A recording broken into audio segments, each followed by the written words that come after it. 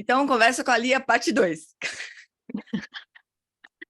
Então, então eu falei, trouxe esses temas, né? Tô vendo que tem gente chegando aí.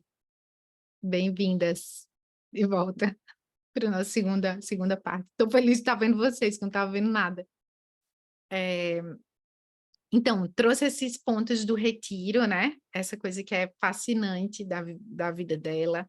Trouxe o que eu acho, né, que do retiro veio essa escolha de como apresentar os ensinamentos e focar na abordagem mahayana, que vocês vão ver, né, pelo livro, assim, como essa, no Lógica da Fé ainda mais, mas no Poder de uma Pergunta Aberta isso já fica bem claro, né, de nos colocar como agentes. Essa palavra é muito importante para a Lama Elizabeth, né, e a gente pode acompanhar, eu acho, o estudo, sabe?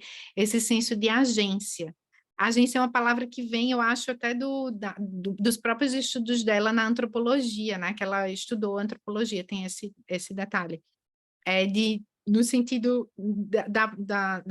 enfim, de alguns teóricos de antropologia que discutem, né? Se a realidade é dada, né? É construída de fora para dentro, ou quanto que de agência, de poder de intervenção e construção da realidade, a gente como humano, como sociedade tem, né?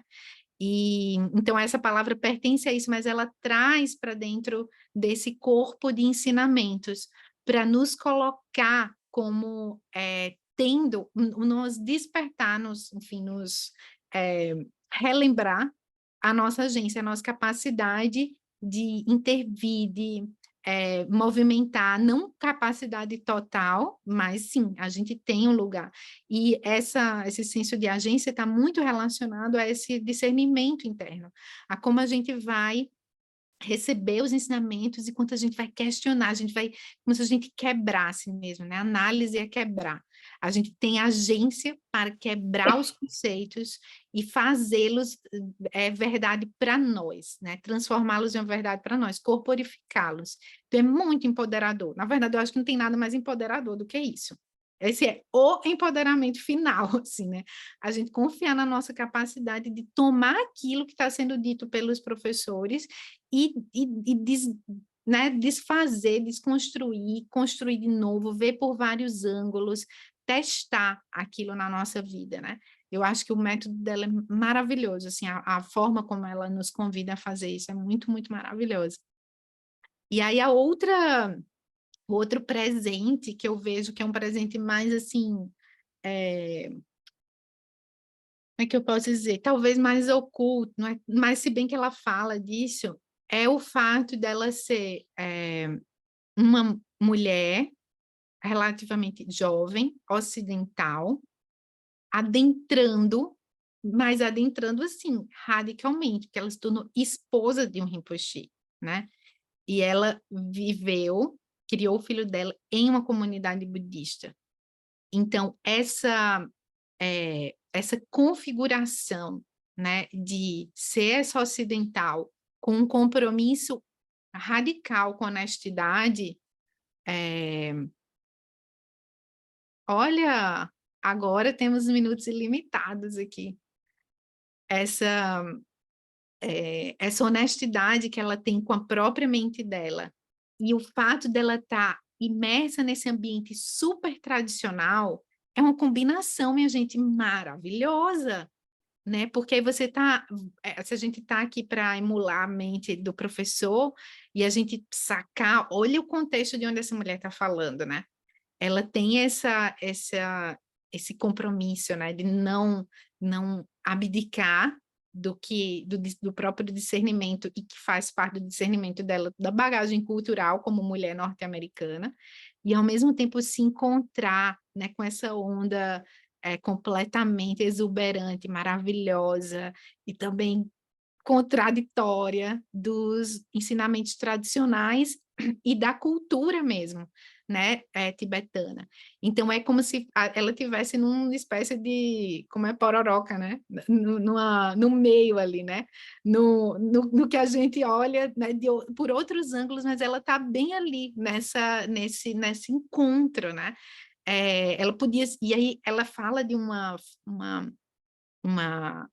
uma instrução, digamos, um ensinamento que a sogra dela deu para ela, quando ela estava começando a vida de casada, né, no Nepal e tentando emular, né, ou tentando se adaptar. Ela estava tentando se adaptar, ela estava tentando viver naquele meio, né? E aí ela disse, a sogra dela olhou para ela e disse: você não precisa ser uma tibetana, você não precisa ser uma americana, você só precisa conhecer a sua própria mente. A sogra falou para ela, né? Ela, e eu acho que ela tomou isso, tanto é que ela fala disso várias e várias vezes, né?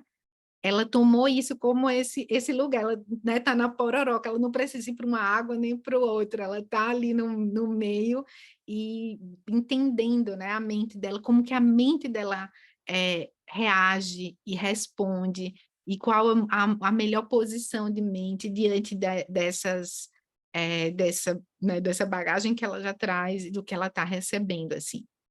Então, eu acho que isso é raro, assim, é, é, é, é raro no sentido comum mesmo, né? A gente não tem muitas professoras fazendo isso que ela fez, e eu acho que é raro o nível de honestidade. O nível de honestidade sem desrespeitar a tradição, ao contrário, né? Ela, é como se ela tivesse a habilidade de, ao mesmo tempo, questionar a tradição, tocar fogo e venerar. E construir a devoção do lugar onde deve ser construído, não externamente, mas por dentro, né? Da investigação. Só assim que a gente vai construir, senão a nossa devoção vai ser frágil e instagramável, entendeu? Não é isso que ela está querendo construir, ela está querendo construir a devoção e a reverência ao que a gente está recebendo desde dentro, ou seja, desde dentro do questionamento, sabe? Do questionamento radical, né? A gente tem que questionar tudo. Então, eu acho que, para mim, assim, é o principal, sei lá, o principal presente, a principal oferenda dela para a gente é essa relação com a tradição, com o professor, com tudo aquilo que a gente é convidado, né? Ainda que, imagino que nem todo mundo no grupo se identifica, assim, como budista, talvez esteja explorando, né, ainda curiosos, mas para outros esse tema é um tema forte, né? E talvez para todo mundo em algum momento vai ser, né? Segundo os budistas, em algum momento vai ser, se a gente vai encontrar o guru e vai ter questionamento sobre ele, e vai ter que amadurecer, né, essa nossa relação com a aluna. Então, sobretudo, é como se a Elizabeth não, se fala assim, a gente vai emular o professor perfeito, né? Eu acho que com ela a gente emula, ela mesma fala assim, né? Emula o aluno, a aluna perfeita. A aluna perfeita não é aquela aluna passiva e que aceita tudo, simplesmente segue e vai perguntar, Lama, o que é que eu faço? Não é isso, né? Não é isso de jeito nenhum. A aluna perfeita está pegando fogo e pega os ensinamentos que o professor está trazendo e será que é assim? Eu quero ver com os meus próprios olhos, não quero acreditar no que esse ser humano está dizendo, seja uma mulher, seja trans, seja qualquer coisa, né? Eu tenho que pegar e ver comigo mesmo. Tenho a minha mente com a capacidade de discernimento que ganhei de Sambucacaya, de Dharmakaya, e vou usar para isso, né? Para isso que eu tenho que usar. Então, a aluna perfeita está pegando fogo, eu acho. É isso que a Lama Elizabeth nos provoca a ver, sabe? A gente sai radicalmente de um lugar de passividade e se colocar nesse movimento, assim, de entender a realidade. Esse é o nosso trabalho pessoal. Ela é uma cética perfeita, assim, né? Porque Uhum. o Lama Wallace, ele diz que a coisa que ele mais gosta é encontrar alunos que são céticos, né? Mas esse ceticismo dela e dos verdadeiros céticos, né? Eles aplicam os ensinamentos. E daí vem se aquilo funciona ou não funciona, né? Mas ela tem uma disposição para testar mesmo, né? Assim, de coração, na vida dela onde ela tá, né? Então esse é o verdadeiro sentido, né, dos céticos, assim, eles refutam se tiver que refutar alguma coisa, mas depois de ter testado, né? É esse Aham. pedacinho que às vezes as pessoas não compreendem direito, acho que em todo lugar do mundo, né? Mas ela tem uma Exatamente isso. disposição, assim, uma como você falou, uma honestidade, assim, radical, né? De se despir, assim, de ficar pelada, né? E botar para funcionar as coisas mesmo, né? Que ela recebe, os ensinamentos que ela recebe, né? É muito Exatamente. lindo. Essa é a aluna perfeita mesmo. A própria É, Estudial. Incrível ela. é linda. E é isso, gente, assim, eu acho que eram esses 3 pontos, sabe, que eu queria compartilhar, essa coisa do retiro, do voto dela, né, dessa investigação, e, e por fim, essa questão da honestidade, assim, e da relação, né, professor-aluno, como que isso marcou a forma como ela decidiu ensinar. Vocês vão entendendo isso no livro mesmo, no decorrer do processo, especialmente no capítulo que fala da relação com o guru, né, com o professor. Ali vale a pena se demorar, assim, né? A gente vai Porque se demorar em todos os capítulos, Lia, mas a gente vai lembrar desse. esse aí vale a pena. E fazer debates, assim, sabe, Gê? Eu acho que já que vocês estão com tempo, fazer, É, sabe, conversar, vai ser legal. mas Mas é é isso, isso que a gente gente. faz. A gente deixa, a gente lê, e daí a gente vai vendo o que que aquilo bate, o que que nos toca, e vai Uhum, tentando contemplar mesmo, né? Com base na nossa uhum. vida, assim. Muito bom. A Lúcia voltou me sentindo uma budista fake. Não, não precisa. Não. A gente vai do jeito que a gente pode, né? A gente vai indo, né? É. E todo mundo tem um pouquinho fake, Lúcia, não tem como fugir do fake, É, não. a gente Aí vai ser fake até que a gente não vai ser mais. Vai ser assim. Exato. Até que É. enquanto a gente não for Buda, é bom ser fake de Buda, pelo menos, né? Se é para ser fake, vamos ser fake Exato. de alguma coisa boa. Não Ah, é?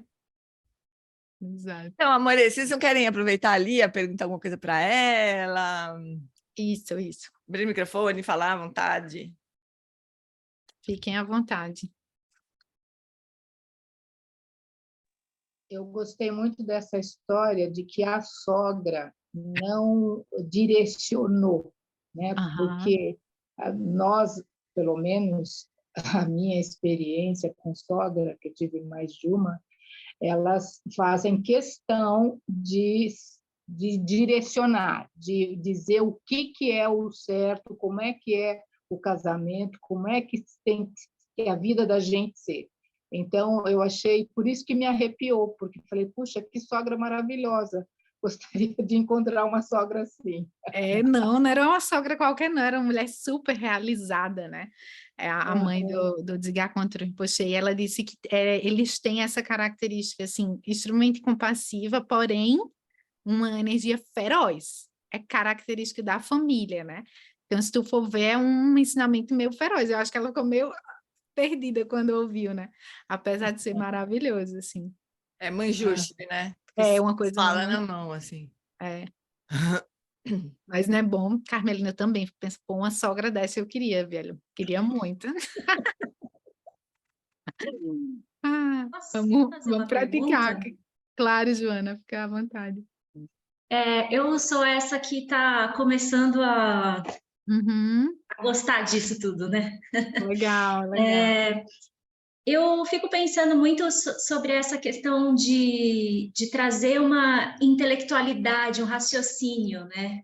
E, na verdade, a gente fala aqui, pelo que eu estou entendendo, pelo que eu estou sentindo, percebendo, é mais essa observação, né, de contemplação, onde você vê a coisa acontecendo e sente o fluxo sem se fixar tanto. E aí você falou desses testes, da coisa da prática, né? E só que ela vai para um retiro de 7 anos. E aí gostaria de ouvir de vocês assim, como que é isso da gente às vezes se retirar para poder praticar, quando na verdade quando a gente precisa ver a coisa acontecendo para Uhum. poder olhar de uma forma diferente, Então, essa coisa de estar ali no corpo e não ficar só na intelectualidade. Será que é assim? Será que é assado? Porque ainda tem essa divisão. Entenderam, né, eu acho. Entendi, Obrigada. maravilhoso, assim, a pergunta, né? Como se tivesse uma contradição entre a gente se isolar e, de fato, se encontrar com o mundo e poder entender, né? E investigar. Acho que uma forma boa, assim, de olhar, talvez a Giane possa trazer também outras questões, e ao longo do livro certamente vai trazer, mas esse dilema, assim, pode ser visto tanto na questão do retiro como na nossa própria prática, né? Então, se diz que a gente tem 2 tipos de práticas essenciais. A gente vai fazer práticas que dizem respeito a acalmar, a aquietar a mente, para ela ficar um melhor instrumento possível para a gente analisar, para a gente olhar a realidade como ela é. Se a gente pegar essa nossa mente confusa, agitada, movimentada, né, tipo indo nas intempéries do tempo e do vento, e colocar ela para investigar, talvez a gente tenha algum resultado, mas não vai ser tão bom quanto aquele se a gente tivesse instrumento límpido, sabe? Então, seja o retiro, sejam as nossas práticas de simplesmente acalmar, de não analisar nada, elas têm essa função, né, de deixar o lago límpido o suficiente para a gente poder ver através dele, né? Então, tem a gente sempre vai fazer um pouquinho de uma coisa, a gente vai fazer as práticas que têm a ver com acalmar, com deixar o instrumento, que é a nossa própria mente, pronto, calmo o suficiente, no seu estado natural, não no estado enlouquecido de guerra interna que a gente vive, né? Mas no estado natural, para a gente poder se perguntar, peraí, o que é mesmo isso que as pessoas falam que é mente? Ou o que é mesmo, por que a gente fala em impermanência? Como é que eu vejo a impermanência com os meus próprios olhos? Se a gente fizer essa pergunta quando a gente está muito dolorido, ou muito agitado, ou muito... Essa resposta vai estar muito nebulosa ou manchada. Se a gente faz isso de um lugar calmo, aí a gente vê esse prazo, essa sabedoria emergindo, né? Do encontro da nossa mente clara com a realidade como ela é, as coisas como elas são. Então, sempre vai ter essas 2 coisas, sabe, Joana?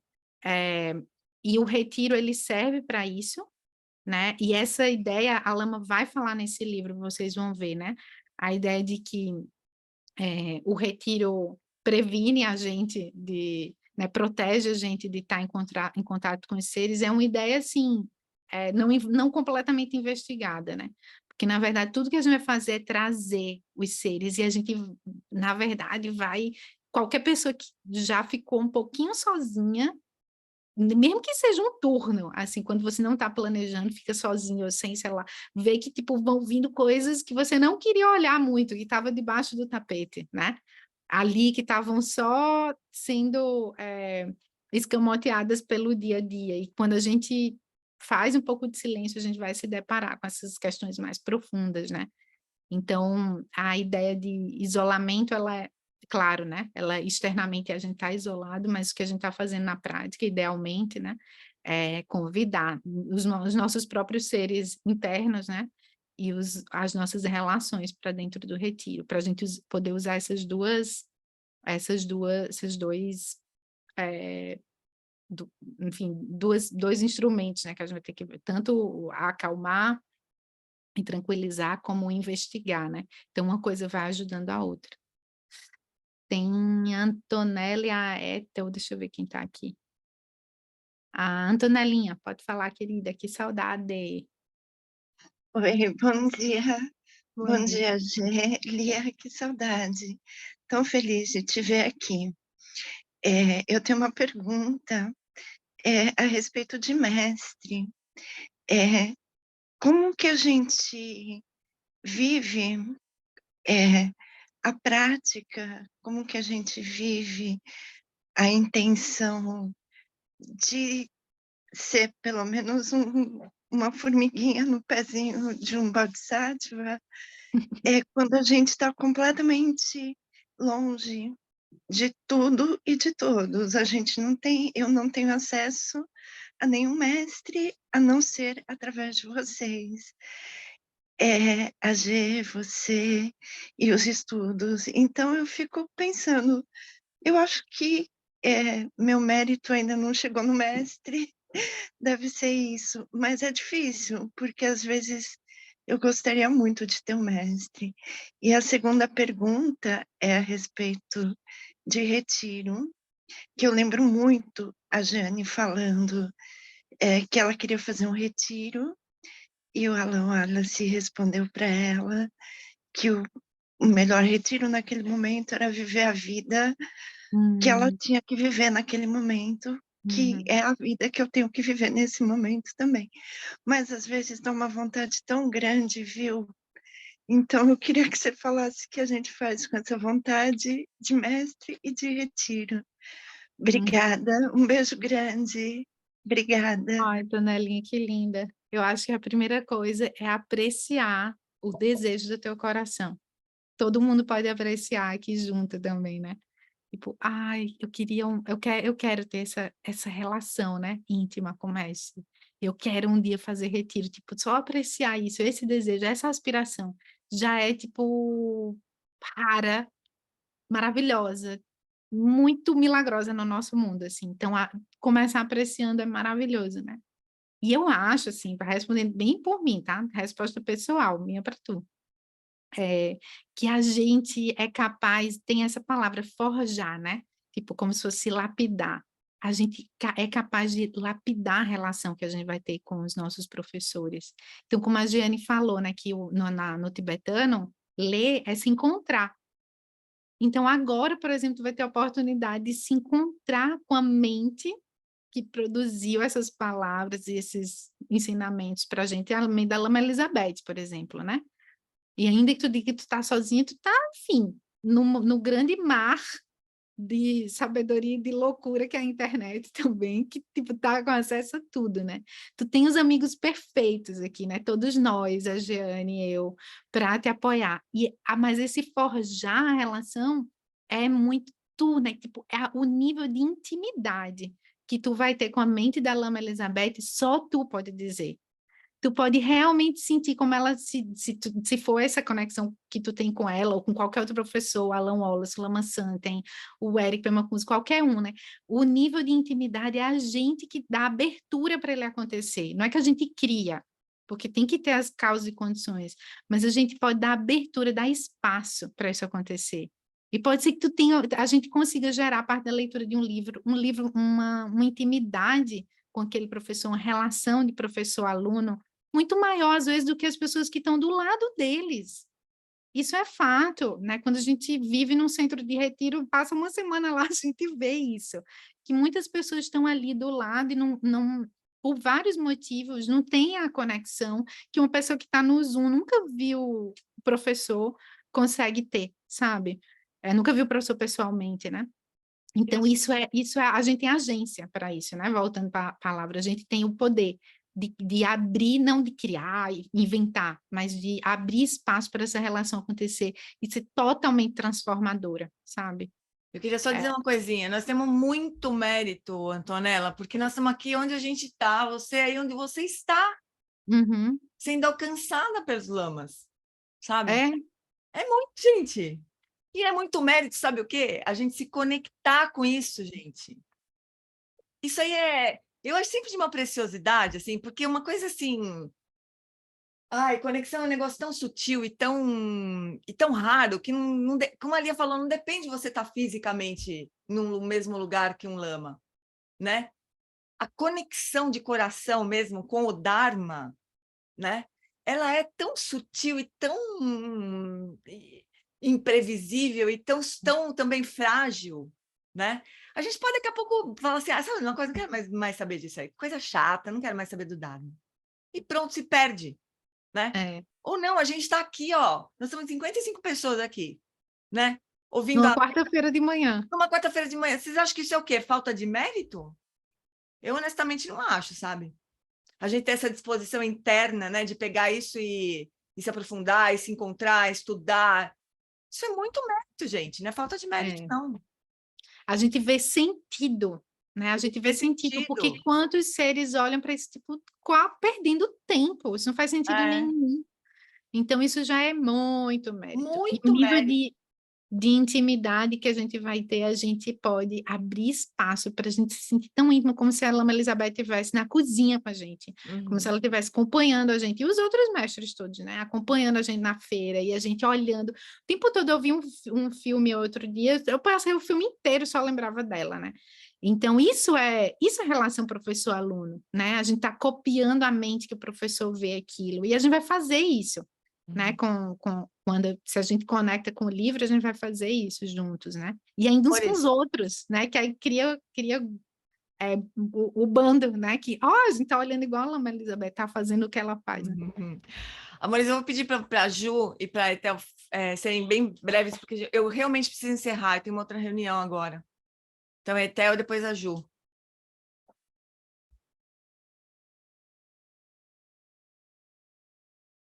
A Ju vai passar à frente da Etel, então. Fala, Ju. É bem rapidinho dois comentários para a Antonella sobre essa coisa de conexão e tal. O primeiro é sobre o Lama Center, que eu moro já há 5 anos fora do Brasil e continuo trabalhando para ele e acompanhando tudo, e assim, não consigo largar de jeito nenhum, talvez nunca vou conseguir, espero que nunca consiga. E o ano passado eu tive no Brasil, em novembro, exatamente quando ele agendou a primeira palestra em São Paulo, depois de 3 anos aí quase, né, de pandemia. Então, foi um presente, assim, né, conseguir organizar a palestra, estar com ele, depois de muitos anos sem a gente se ver e tal. Então, essas coisas são imprevisíveis, a gente não escolhe, a gente também não dá pra gente medir o mérito, eu acho, né? A gente vai acontecendo, assim. E é um sentimento mesmo do coração, né? Tô longe, mas eu me sinto muito perto dele, muito perto mesmo. E o outro comentário é sobre o Lama Zopa, que acabou de falecer esses dias. Eu estava me organizando para ir para os ensinamentos dele agora em setembro. E aí é o outro lado, né, da história da moeda, que não aconteceu, assim, mas eu também não vejo como falta de mérito, não. Acho que tem a ver com isso, com causas, condições, karmas. Então, a gente nunca sabe quando vai ser o momento, nem de acontecer, nem de não acontecer. Foi agora com o Lama Zopa, né? Então, a gente vai seguindo, aspirando. Era esse meu comentário para ela. Desculpa que a minha voz tá ruim, porque eu tô super gripada, minha voz tá horrível. Jujuzinha.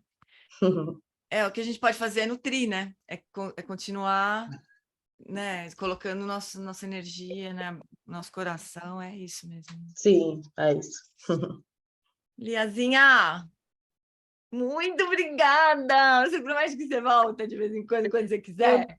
Claro, me chamem na parte da devoção, que eu adoro, eu acho a mais polêmica, a mais... Tá. Quando chegar no capítulo da relação com o mestre, a gente vai te chamar. Isso. Mas quando você quiser, você vem também. Desculpe que perdão que interromper, mas o meu áudio aqui travou tudo quando eu queria entrar, agora tive que entrar. Mas desculpa, outra hora eu pergunto, eu faço minha pergunta, tá Não, bom? pode falar rapidinho, Etel. Fala rapidinho, já que você conseguiu voltar. Não, eu só queria falar uma coisa assim sobre o sonho da Lama Elizabeth, que fiquei muito tocada com esse sonho, e vai de encontro justamente com o que você falou sobre o mérito, né? Que às vezes, e sobre a questão do mérito, e se o sonho realmente pode servir como insight, né? Porque eu sonho muito, e sempre estou pensando que os meus sonhos são insights também, né? Junto com a meditação. Né? Então, era essa a minha pergunta, a quantidade de mérito para ela chegar onde ela chegou, porque eu também aspiro algum dia renascer lá no Tibete e ter retiros e ter muito mérito para renascer lá, ou se já estive lá, não sei, mas era isso que eu queria dizer, que fiquei muito tocada com esse sonho da Lama. Querida. Tá bom, a gente continua conversando sobre sonhos na semana que vem, pode ser, querida? Pode, sem Então dúvida. tá bom. Obrigada, hein? Muito obrigada, Gente, meu amor. obrigada. Muito obrigada por ter aceito o nosso convite, por ter Obrigada, pessoal. dado esse pontapé inicial de amor assim no nosso estudo. Obrigada. Muito obrigada Seja por ter muito traduzido esse maravilhosa. livro, por ter traduzido esse livro para nós, que é uma bênção para todo mundo aqui. Ai, muito bom, muita alegria que vocês estão estudando e que muitos frutos maravilhosos, inesperados, surpreendentes surjam desse estudo na nossa mente dos seres, né? Todos que a gente encontrar. E os que não encontrar também, indiretamente. Comprar ainda, né? Não encontrar ainda. Isso. Obrigada, gente. Obrigada, meu bem. Obrigada, amor. Obrigada, gente. Até Beijo. semana que vem. Até. Beijão. Obrigada. Beijo, beijo. Obrigada, Gê. Obrigada, Lia. Obrigada. Tchau. Obrigada. Obrigada, gente. Foi maravilhoso demais.